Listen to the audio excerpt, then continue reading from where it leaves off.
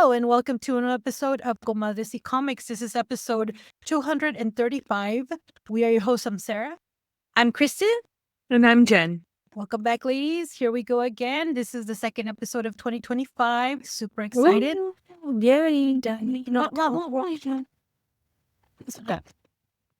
California is still burning and hell has frozen over. I'm sorry, I mean Florida. Yes. Crazy. Wait, what happened? It's snowing in Florida. Oh, that's right. One of my friends told me he's not going to work because it's snowing. And in Alabama, too. I have a friend in Alabama, and she was showing snow. I'm like, oh, my goodness. Hello, people. Climate change is real. It's time for Chisme de la Semana. Kristen, what's your chisme on your brain and in esta semana today?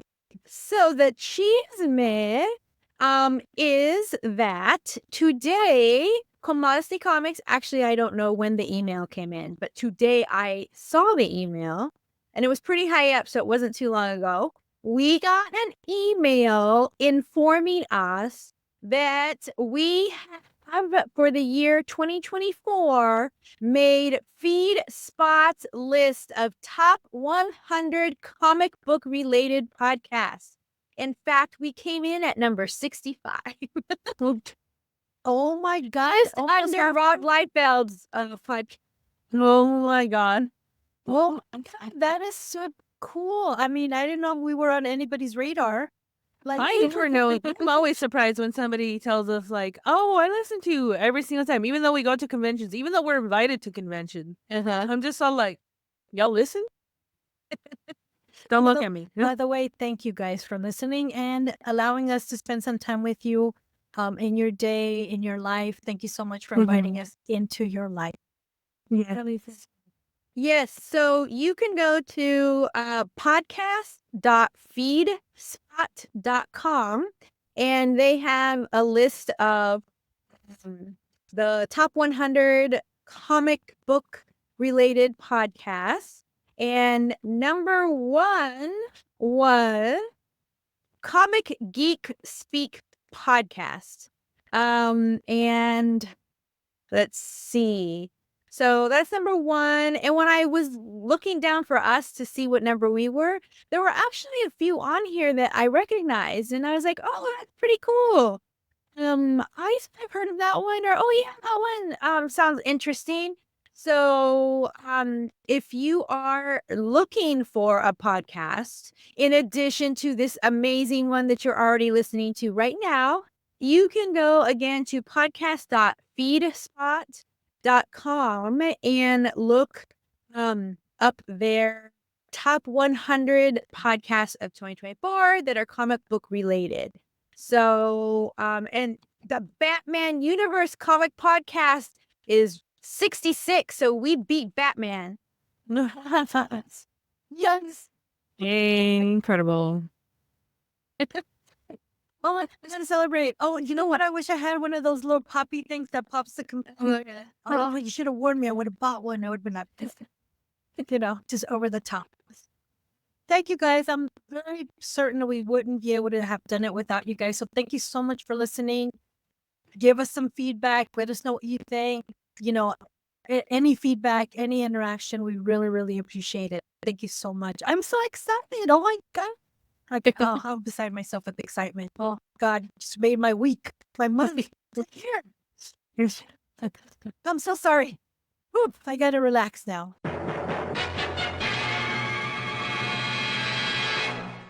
All right, guys, it's time for On My Radar. And I have some radar stuff. I do that sometimes. Yes, I do. There is an article on npr.org. It says one longtime gaming fan on where we go from here. It's from Glenn Weldon, and he has written an article regarding a little bit about the allegations against Neil Gaiman, and he talks about like his perspective on how he is to handle the works he already owns physically in his library and how it shaped him in his youth or in the past, and how he will continue from here on out after learning what has happened.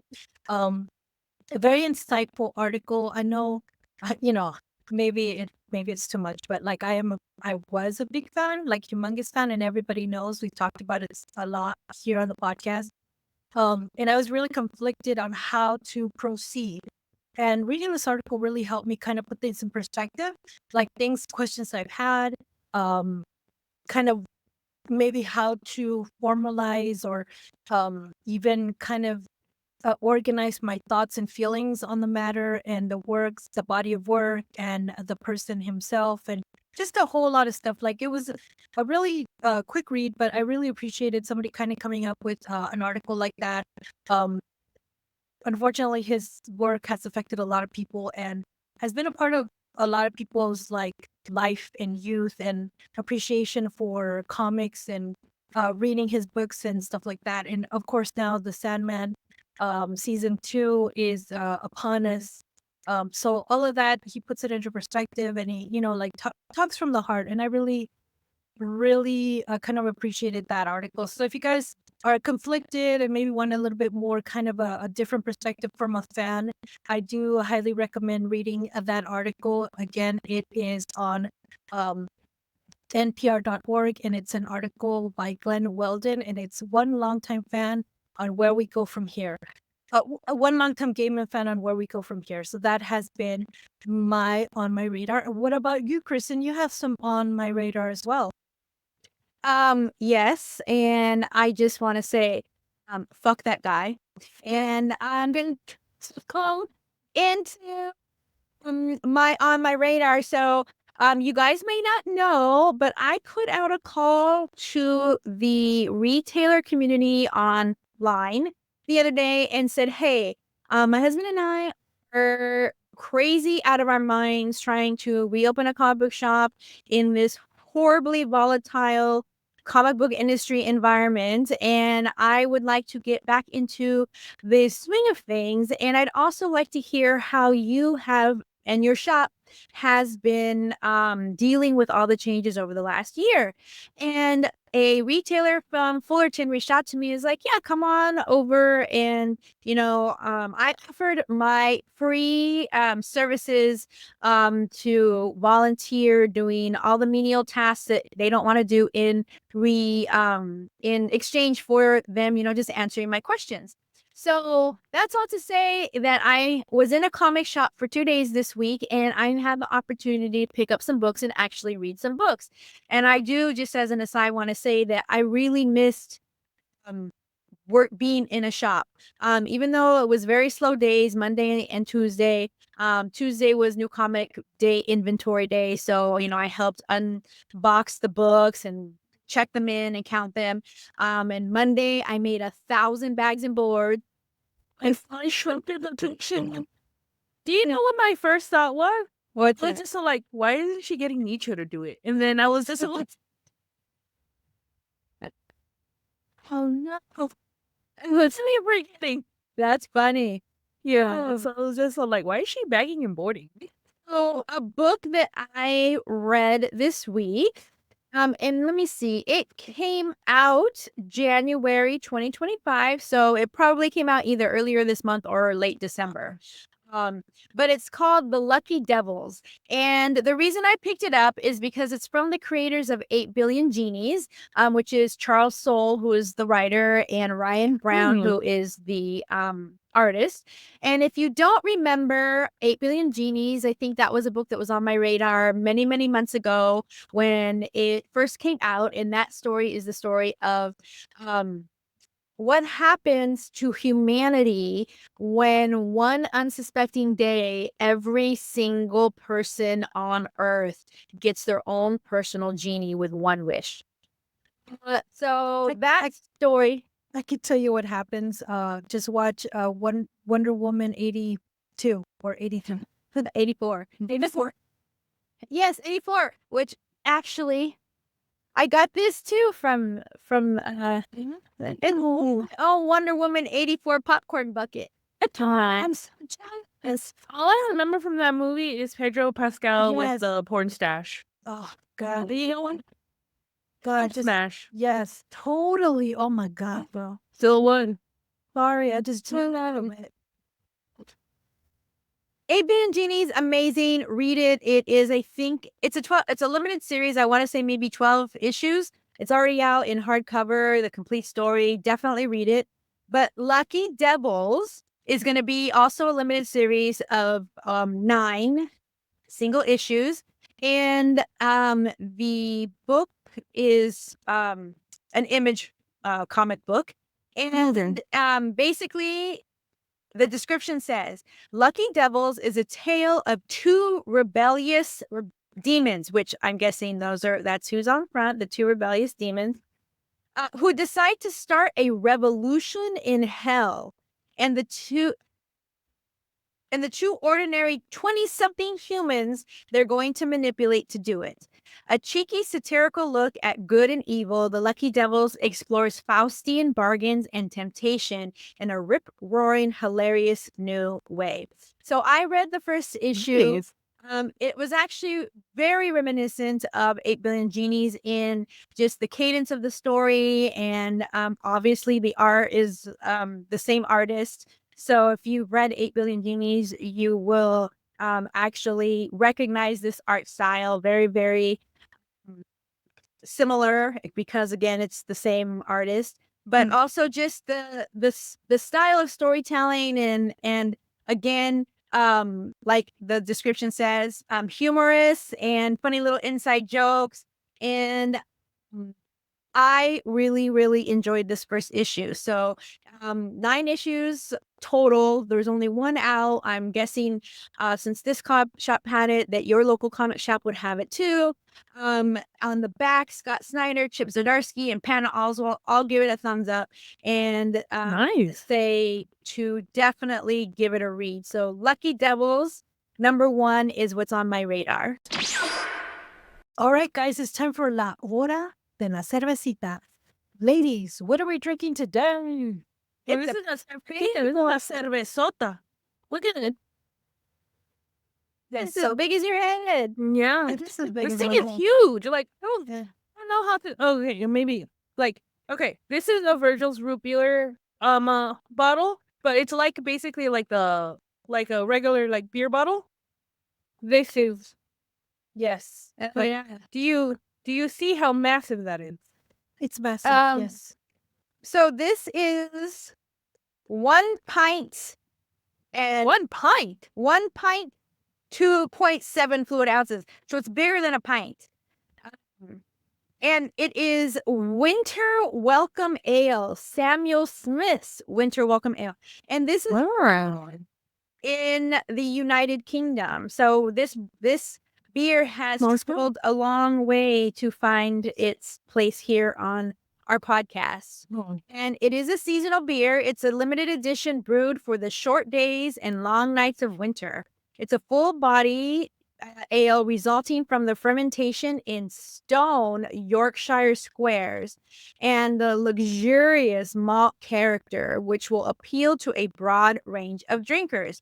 It's balanced against a whole dried, I don't even know what a fuggle is, but it's balanced against it. Fuggle and Golding hops. Oh, okay, got it. That's the name of their hops. Fuggle, they're whole dried Fuggle and Golding hops. So Fuggle and Fugle. It's Fuggle. Fugle would be 1G. Oh, you're right. Fuggle. And there's struggle. nuances and complexities that should be contemplated before an open fire. Oh. Well, it is actually so warm in Southern California these last 2 days that the freaking ants are out and looking around in my house for something to eat. And I'm like, dudes, you're up way too early. It is not time for you. I only have the emotional capability to deal with ant infestation 1 time a year. And this is not it. It's summertime for me. So, but it's been unseasonably warm. And as Sarah mentioned earlier, it's been unseasonably cold in other places where it shouldn't be, or it is not necessarily. been in the past. But that's all to say that it is still winter, and so we are going to enjoy our winter ale in January here in Southern California. So Yeah, it says Yeah. I don't have an open fire. Oh, sorry. no, and I don't think we should. I mean, I'm a little bit PTSD on the fire smell right Yeah. now. right, our I was gonna whole say. state is an open fire. Exactly. Yeah. I was saying I don't have an open fire, but I have an open heater right next to me. So you know what? Will do. We'll accept substitutions. So this is brewed at Yorkshire's oldest brewery. So that's exciting. Nice. And it this Hello. I got really excited. I got at Trader Joe's. So I didn't go to the. I UK saw again. this at Trader Joe's. I remember seeing it there. You know what? This is a UK beer. Yes, it did. We probably shouldn't be drinking it cold. I know. I was thinking that when I read UK, I was like, "Oh, I kept it in the fridge too long." Yeah, mine's been Yeah. sitting out for about an hour, but it's the room temperature, which is a little chilly. Yeah. Brewed at Yorkshire's favorite. The brewery that's right here, the English brewery that's right here by my house, used to be called Yorkshire, and now it's called something else. I don't remember what it's called now, but Still an English pub? yes, Probably something else from there. they have hand pulled beer. So it actually, I think the difference is that instead of putting the fizziness into the beer, as it's brewing or whatever, the chemistry that I'm describing right now is very, very layman. But I think it's instead it goes in as they are pouring it when they pull the lever, which is why English beers are not very fizzy. It tastes like a soda that has been left out on the counter overnight, and I am not a fan. Sorry, don't come for me. Yeah, I'm not usually a fan. This one, however, it's nice and crisp. I really am enjoying it. I think there's some berry flavor in the back of it. Okay, well, it looks like Kristen is not, but she's drinking it warm too. That's not warm. It's like room temperature, like chilled. Yeah. What's the ABV on this? 6. It's a 6. 6.0. And it's an ale. So it is very caramelly to me. It tastes like an ale. It is fizzy, so I do like that. I didn't dislike it. That face that I made was it was very overwhelming and overpowering to me that I didn't expect that much flavor. It's very, very flavorful. Can't be certain if it's like plums or cherries that I taste. I'm not certain. What do you guys think? Some kind of stone fruit. Or stone fruit, yes. Well, plum is a stone fruit. So is a cherry. Okay. That's what I said. So a stone fruit. Okay. Wrestle me back in. No, I'm actually enjoying it. And the color is kind of a cherry kind of color. Like, I like it. Like, it's a kind of a reddish, brownish. What's that flavor? There is a flavor that is very, like, what I want to say, like overpowering everything else. And I would be a horrible chef because my palate is like, yes, I recognize that, but my brain is like, I don't know what the fuck it is. Yes. And there's a little kind of like a little sharp bitterness in the back end of it that holds the sides of your tongue. But it's not disagreeable, but I don't know. Like, I'm on the fence. I'm definitely on the fence on this. What do you guys think? I like it. It is a darker beer flavor for me. It's very caramelly. It's very, Yes, like, caramel. I don't know what that, I kind of taste some spices, actually. Like some, not cinnamon, but like, I don't know what it is. But I do taste some spices, which might be the winter holiday vibe that it's giving off. But what I like about it is there's no coffee flavor. coffee flavor, which is your porters and your stouts. It's more kind of reminiscent of a red ale. And I'm they're not my go-to, but there are definitely red ales that I enjoy. So I actually like it. That first punch of flavor though really took me by surprise. But the more I drink it and the more my palate is accustomed to it, I really actually am enjoying it. Great, great. I think we're ready to review it. It definitely has a multitude of flavors. And I think that has to do with like the whole winter kind of flavor, like you said, spices and not the ordinary like cinnamon and pumpkin. It's like maybe that. like a cardamom actually type. Yeah. It's kind of those winter spices. Yeah. Yeah, definitely. Maybe a little bit of pine, just slight, like very in the back. I don't know. But and then the stone fruit that I'm really tasting. I don't know what it is, honestly. It could be, like I said, plum or cherry, but I really like it. I think this is definitely just enjoyed seasonally, and I think I would rather enjoy it if it was colder out. And but otherwise, I don't. I'm not hating it at all. What do you? I think we're ready to rate it. What is our rating scale, Kristen? So we have a 5-point rating scale where 1 out of 5 is very unsatisfied. A 2 out of 5 is just regularly unsatisfied. 3 out of 5 is right in the middle, neutral. 4 out of 5 is satisfied, and a 5 out of 5 is very satisfied. And if we 2%. have a beer that doesn't fit on our scale because it's just so amazing, we give it a Super Saiyan. So I'll start, and I'm gonna give it a 4 out of 5. I'm gonna give it a satisfied. I actually enjoy it more now that I've been kind of drinking it and having a couple of sips, and I'm gonna tell you, it's a 6, which is not anything to sneeze at, and I already feel like this warmth like spreading across my body. So it's a pint plus a pint and a quarter.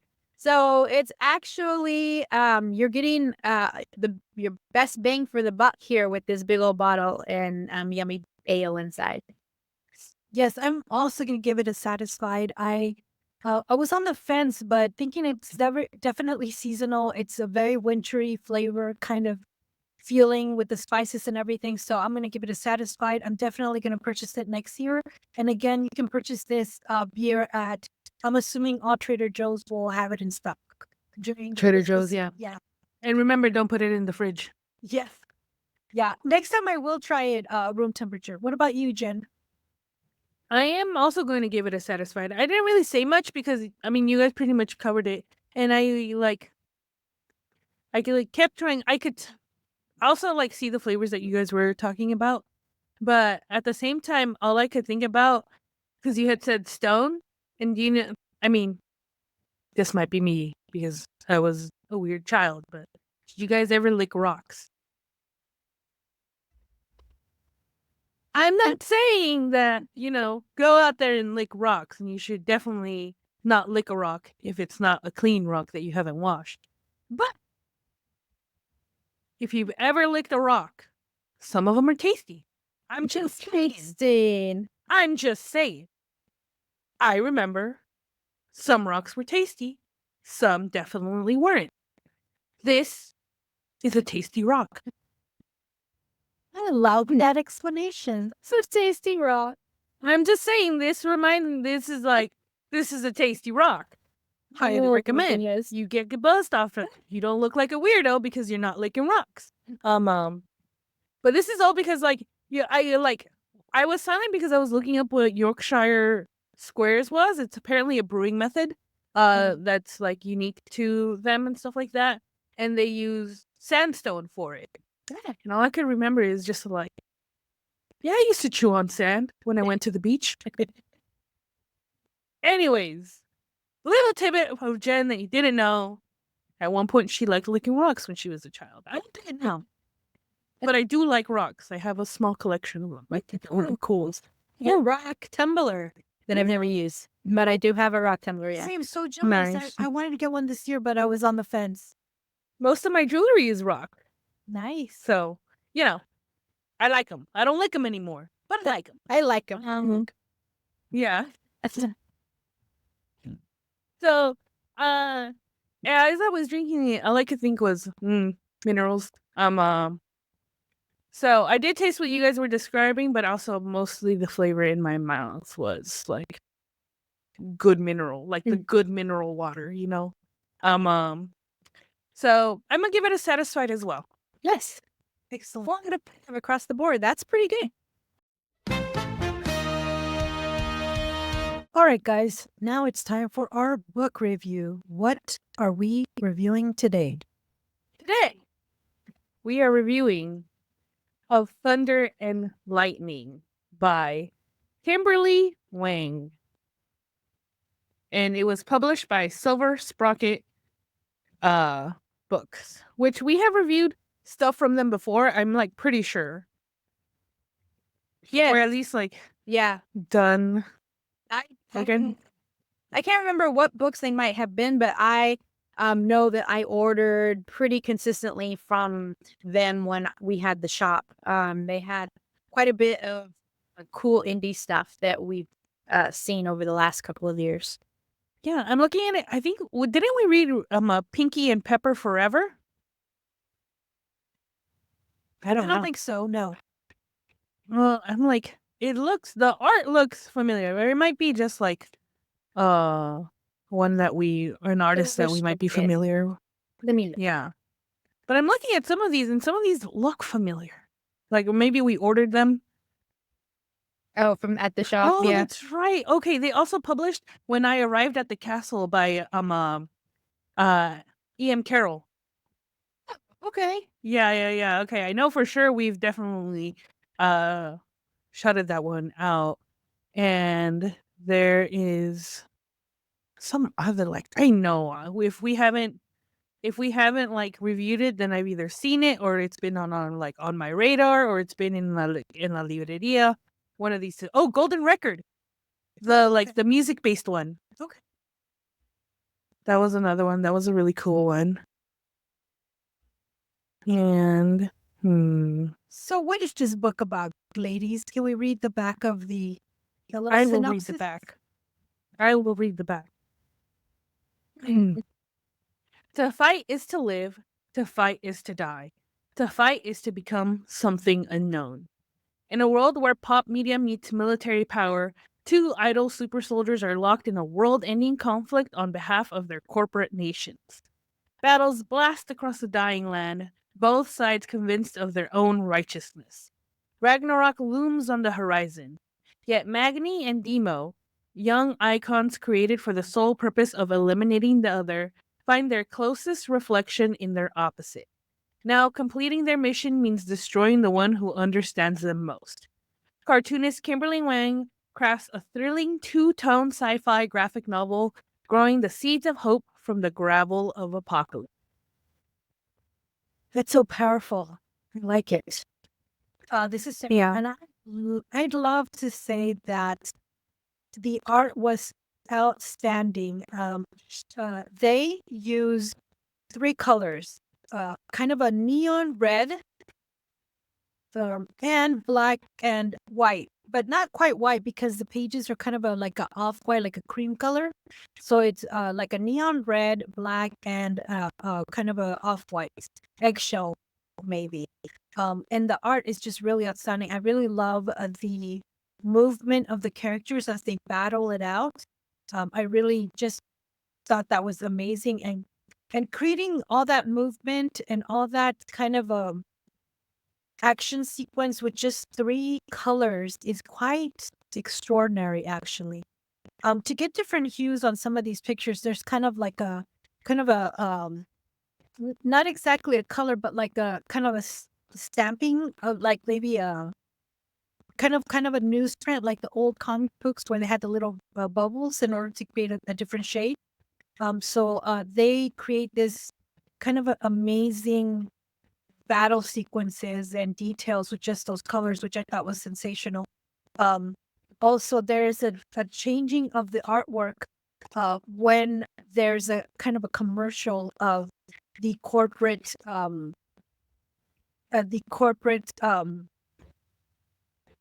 the two specific soldiers that fight against each other, believing that their cause is the correct one.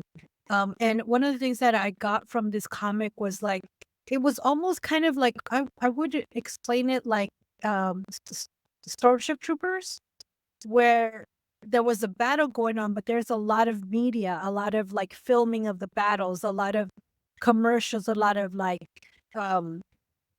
joint civilian, fight, against the bugs, and like a lot of propaganda, which I thought was incredibly interesting on this story. I got a little lost sometimes, but I was speaking to Jen about it, and when I talked to her about it, more of it made sense to me. So what did you I'm guys think? glad I can elucidate. Thank you. What did you guys think? You go first, Kristen, because I'm gonna talk a lot. So I agree with the art and the color palette. That's really what drew me to the book. Well, what drew me to the book was must have been the description when I was ordering, because it, and also the fact that it is a I don't know if what their pronouns are. It is they. Okay, so the fact that I thought it was a woman, but non-binary person that wrote it, and wrote and drew it, drew me to it. And once I got it and saw it, the art and the color palette really enticed me and excited me to read it. And I did read the whole thing, and I'm sorry, but I need my sensei to explain to me what the hell I read, because I had no idea. And maybe if and I was telling Jen and Sarah that I had to go ask ChatGPT what the fuck I read. He told me. I was like, oh my God. I need you to tell me, because you've already used it in the whole like water thing or whatever, but you've already used it. So tell me what ChatGPT told you that the book was about. Like, Okay, so the basic overarching sentence that it told me, I was like, if I knew this, I think I might have read it a little bit differently, and maybe I would have identified it with it a lot more. But it's a memoir about Kimberly's relationship with her mother, who was a powerful force in her life. Oh, well, that changes. That brings a whole different aspect to the whole thing. But I get more of a Starship Trooper kind of vibe. that is interesting, because I can see how that could be tied as an underlying thing. Or like, Believe in or like that a trend. ChatGPT said, because the more it talked about it, I'm like, they're talking about a whole nother book. So They're talking about a whole I actually put in the names of the characters, and then the names of the characters, they said, well, this person is this person, this person. And I was like, I don't know. I have to reread the book. I gotta find a place where maybe Kimberly has a website and see what she actually says about the book. But I'm waiting for Jen to tell me what this book is about. Well, Kimberly is they do have a website. It is listed on there. They have extras on there too, which I'm 100% going to devour. But all I gotta say is, for my people who know, please, Revolutionary Girl Lieutenant, you've done it again. Every reinterpretation of Revolutionary Girl Lieutenant that has happened will always fucking go, because it's about the gays, man. It's about the lesbian. That's what this is about. Anyways, so Revolutionary Girl Lieutenant was like a queer sci-fi shoujo like anime that happened way in the past, and it was basically there's this girl with a sword who, like, if she was inspired by like a prince character, and then she was like, okay, I want to be a prince too, and she dresses very tomboyishly and stuff like that. She gets into this competition to win the hand in marriage of the Rose Bride, which is Anthony. And basically the entire plot of it is like an upending or like a whole different spin on the magical girl trope, the shoujo like whatchamacallit, like Beats and stuff like that. I mean, Shoujo Beats is also a publisher, but like, you know, like the tropes and stuff like that. And this, oh my god, I can see the influence of Revolutionary Girl Lieutenant in this and its own reinterpretation and readaptation of it because it's still got that sci-fi mix to it. But what this is about is like, so there in this world, there is, it's a bit Romeo Juliet meets Toxic Yuri meets Revolutionary Girl Lieutenant meets like doomed gays. That's what this is about. So the we get two versions of the same story. No, actually, I would even push to say that there's three because of the ending as well. There's three. We get three versions of the story. One is told from the what was the name of it? Like one version of history is told through the what is it? The Republic? HD? Yeah. Huh? Imagine it. Magni. Magni or Demo. But the entity that they're fighting for is what she's like. Oh, Yeah. yes, yes. Magni fights for the Republic and Dami fights for the Ark or the Ark Empire. And basically these are two like opposing civilizations, cities, states, because apparently there's only like one. The each city purports that they are the one bastion for humanity and that things used to be so great in like utopia, but then the other side, either they wanted power or they were trying to steal technology, and they're basically just there's these two narratives going on about how each empire is the one true empire and that they're the good ones and they're the ones, and they created these two avatars or two like basically robot fighters, demigods that are human. We don't know if they're a computer that's been turned into a human or a human that's been so super augmented that they're not really human anymore. So they're like a cyborg, an android, one of those two, either of them. But they both have pumping hearts. So to me, that's human. I mean, if you've got an organ, especially in the terms of like this kind of story, you're human basically. And it's the classic tale. It's sort of the classic tale, but also an upending of it. They're fighting for each of their own empire, and they're like fighting it out with each other. But here's the thing: they are so powerful and so apart from humanity that the only person that they can relate to is each other. Right. So now, the both of them, they just live. They just live to fight each other. But they also know that the only one who can understand their situation is each other. Oh, I love Doom relationship. It's so good. That part of the story was really compelling because even in the art, I mean, you read the words, but even in the art, the little smile that danced upon their lips when they engaged into getting ready to combat each other. That was just chef's kiss. Just amazing. Really good chef's kiss. And as they're fighting as well, there's like whole armies backing them as well. And I got the sense that both sides weren't fully committing to like really destroying each other because they always pulled them back. Either because they didn't have the technology yet or they didn't have the abilities yet to like really like decisively win the fight, but also to extend the war because war is profit, and these are just supposed to be two corporate mega nations or like corporate run mega nations, and these are their like avatars, but also kind of like pop idol-esque like cartoon or like really like symbols of each other's civilizations, but how they truly are is different, but that they try to hide because they're individuals, but at the same time they're avatars of like, or mascots basically. They're both Right. mascots. Yes. So they're controlled, like their image, what they say, what they do, how they fight, how they're supposed to fight. It's all controlled by like whoever it is that's created them. Basically what happens, and this is it really a spoiler? I mean, I still want you guys to read this, but Don't spoil it. I mean, I really love the ending, so don't spoil it. I will like it. Okay, so basically, one side thinks that they have won, but the war doesn't stop. The war keeps going, and it actually keeps getting like harder and more difficult.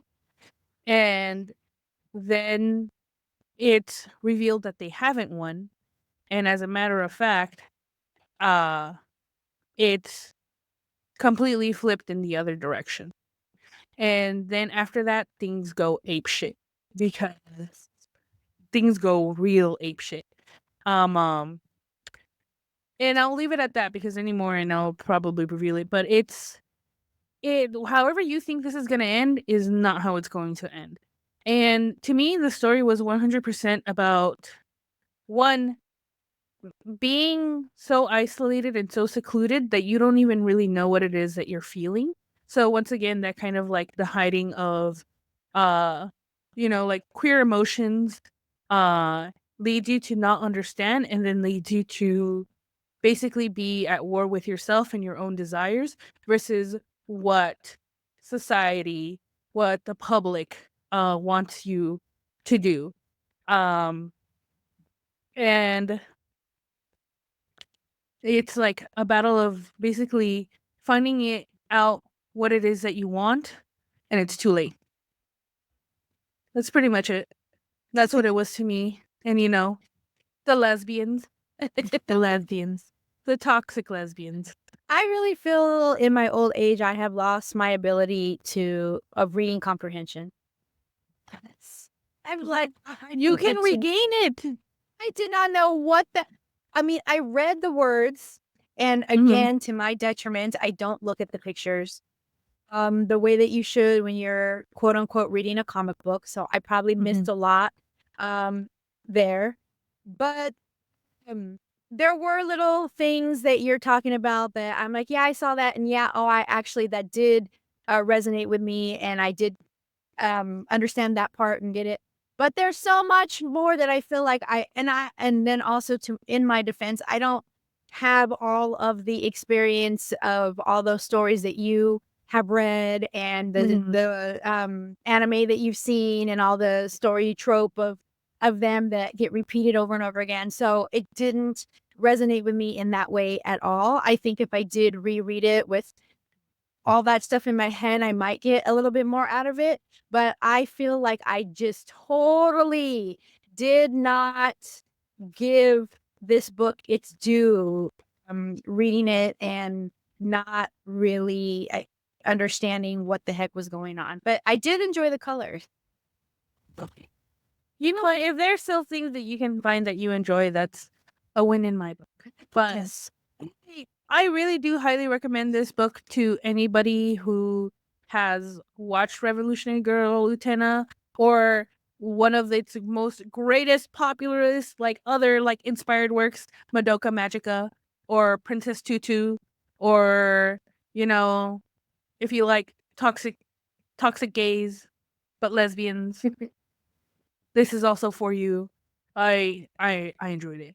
I read it twice. I really loved it that much. A lot to say, especially since sometimes she doesn't read the full end of the comic. Oh, call me. It's a big deal. It is, yeah. The fact that, it's so also the artwork, the designs, the interlude, the ending. Yes. I'm in love with it. There's an epilogue. Even this for the back in the end where it has Kimberly and Wang's Let me just info. say, So Revolutionary Girl Lieutenant. One of the very last drawings of one of the flowers they referenced, I was like, I want that tattooed on myself. That's how freaking amazing that was. Anyway, I think we're ready to rate it. What is our rating scale, Kristen? So our rating scale is a scale of 1 to 3 conchas. 3 conchas being the most that Jen's mom ever let her eat in one sitting. So that was the best. And if it is a book that we feel is so amazing that is off the scale, then we come up with our own personalized rating. So I'm going to start with my little sad one concha only, and I will take full responsibility for it being the fact that I did not understand most of what I read, and that if I reread it and pay special attention to everything that's going on in the words and in the pictures, that I might be able to appreciate it a little bit more. But I definitely would have liked to have the amazing reaction that Jen did, so I'll try to give it one more try. This is Sarah, and I'm gonna give it tres conchas. The art just really blew me away. The color palette blew me away. Like, sometimes as a person who likes to kind of draw or paint or whatever, sometimes you get overwhelmed by color, but sticking to like a specific 3-4 colors, and this blew my mind of what can be achieved with just that color palette. And the fact that they wrote it and they drew it and they cut, like they did the whole thing. It's just really amazing. So tres conchas. What about you, Jen? I almost feel like a Super Saiyan coming. Well, yeah, duh. The entire panaderia, the tres conchas, the kombucha burrado, everything. This book, I love it. I'm like, seriously, I'm so in love with it. It's so good. You're like, damn. I almost wish I could have read this earlier, like right when it came out, which isn't that old. I think it came out, in 2023? Yeah. Came out in 20, was copyrighted in 2023, and it was first printing August 2023. Yep. Awesome. Printed in China. Printed in before China. It was published by Silver Sprocket. Yeah. Oh, so good. Anyways, definitely check out Silver Sprocket. Check out the works that they have on there. It's a lot of cool indie stuff that's really amazing. Kimberly Wang does have a website that does have extra like online comics, and also like comics that they've done for like other like anthology series. I don't know if this is their first or only like actually like in print.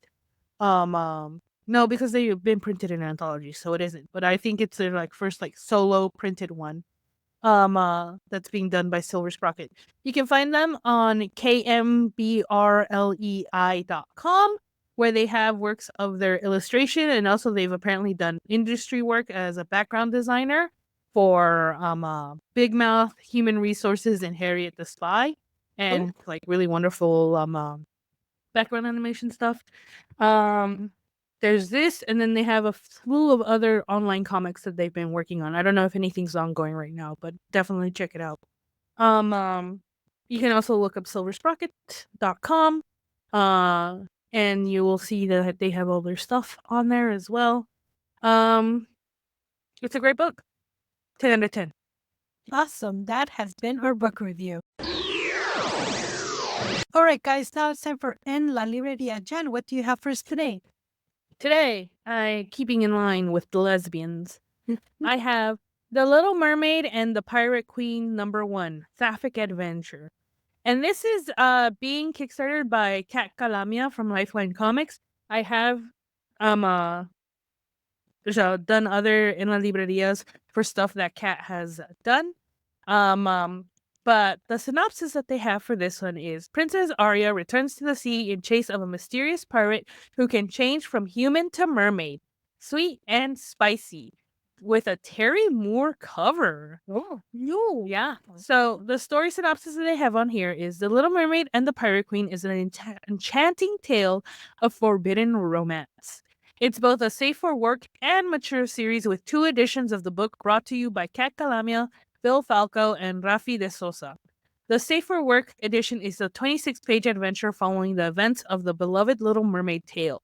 The Spicy Mature edition is a 28-page comic that adds a mature twist with blood, nudity, and sex. Ooh, once upon a time, there was a mermaid looking for adventure, Princess Aria of Atlantis. She thought she found her happily ever after with Prince Elliot of Portsmouth. I thought that said Portsmouth, and I was just like, that's not correct. But Portsmouth. But quickly came to realize that becoming human would not fill the void in her life.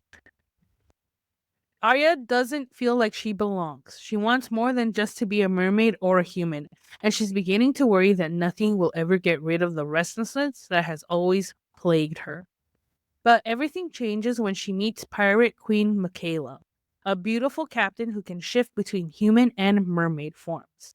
Aria makes it to her mission to track down the mysterious woman, and in the process stumbles into an exciting forbidden romance. And then they have a 4-page preview of the story, and it looks really well drawn, really cool. And yeah, the Little Mermaid is very Ariel inspired. And then they break down how they're going to be separating the safe edition and the spicy edition as well, and they have kind of like previews of the extra panels that are going to be in there. They're going to have variant covers that are going to be available for it. They have for the spicy edition, which will be different from the safe edition ones. And let's see. Oh, these are all really good. They have previews of some of them. Damn, this is a lot of variant covers. All right. So you can't always make a pledge without expecting an award. You just want to show your support, but the base pledge starts at $1, where you get the indie comic book bundle, when you get 5 awesome indie comics just for supporting the campaign for $1. You get Aerotech #1, Starweed #1, Polaroids #1, Lords on the Piss #1, and Scrap #1. So this is just other books that they have made. It's not the actual Mermaid Pirate Queen. The digital version of the Little Mermaid 1, and you can choose between the safe or spicy editions in the when you pledge, is going to start at $6. This is the PDF copy. And then there's a premium digital one that's $10. The premium digital copy includes everything from the standard PDF, high-res digital copies of all cover variants, all safer work covers for safe edition PDF, and all covers for spicy edition premium PDF. Never before seen character designs and concept art, select work in progress pages, and a portion of the script and more. So this is $10. And then the physical cover is going to be $12, which again you can choose a safe or spicy version. If you want both safe and spicy digital versions, that is also $12. And as of recording this, they do have early bird versions available as well, but those usually get going really quick, so definitely try to swoop those up before you can. And then it's just a breakdown of the different covers that they're going to be releasing. There's a lot of them, so I'm just going to cover those base ones. So they were looking for a goal of $25,000. They have well exceeded that. They're currently at $41,133 Gosh. with 857 backers, and as of recording this, 27 days to go. Oh my gosh. The Little Mermaid and the Pirate Queen. I did not know that there was that many people very gung-ho about lesbian Little Mermaid. You know? I'm for it. Good for you. Yes. Definitely more interesting, I think. So definitely check it out. It's on Kickstarter. It's the Little Mermaid and the Pirate Queen #1 on Kickstarter.com. You can also just look up Cat Calamia and you'll see that they have she's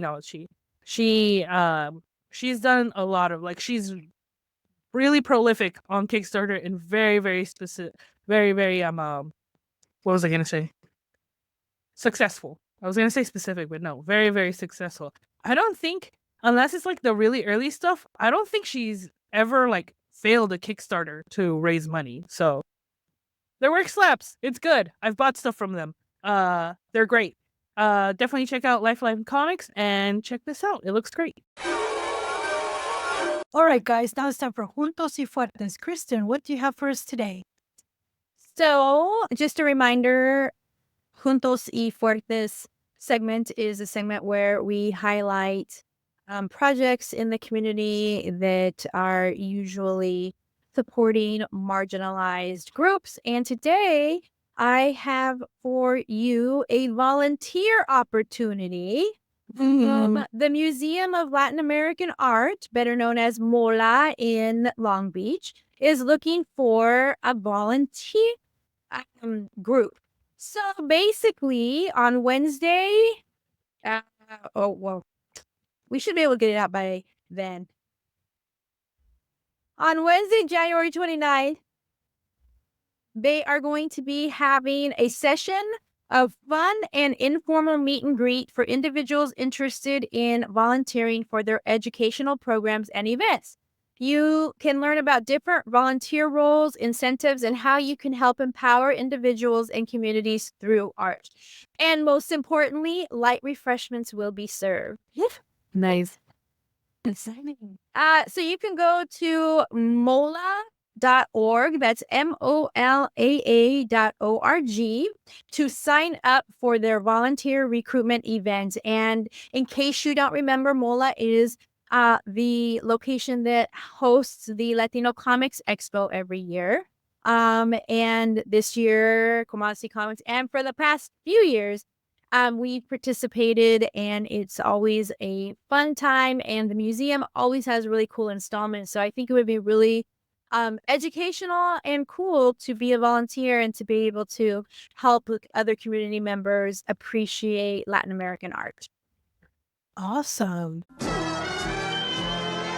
All right, guys, now it's time for saludos. And saludos goes out today to there is a Kickstarter coming up. It's called Mostradores, and it's coming soon. You could follow them to get information on when they get launched. It is straight out of the world of Monster Matador. Mostradores are coming. Lucha versus Kaiju at its finest. Mostradores are incredibly new spinoff of a world of Monster Matador featuring a group of kaiju fighting luchadores. Think luchadores meets Godzilla meets Indiana Jones. Okay, that sounds like it slaps. So I'm interested in hearing more about it. And this is a one-shot, and it's going to set the stage for stories to come as they go up against the kaiju Golais in Brazil and end up uncovering clues as to the true origins of the kaiju and have plagued the Monster Matador universe. It's written by Stephen Prince with art by official Metallica artist and master of horror, Luis Galdaza, Cult of Dracula, Fangoria, Avon Press, and colors by Alex Safe, who has done Monster Matador and Cult of Dracula. So, saludos goes out to you guys. Good luck on your Kickstarter that launches very soon. Can't wait to hear more about it. And again, you can go on Kickstarter and subscribe to get notification on when the launch becomes live. Saludos to you guys. All right, guys, that brings us to the end of this episode. Where can they find us, Kristen? You can go to comadresycomics.com to find all the links to all of our social media and to some of our episodes. You can watch us on YouTube at Comadres y Comics Podcast, and you can email us at comadresycomics@gmail.com. Excellent. That has been our episode. We have been your host. I am Sarah. I'm Kristen. And I'm Jen. Adios, everybody. Bye. Bye.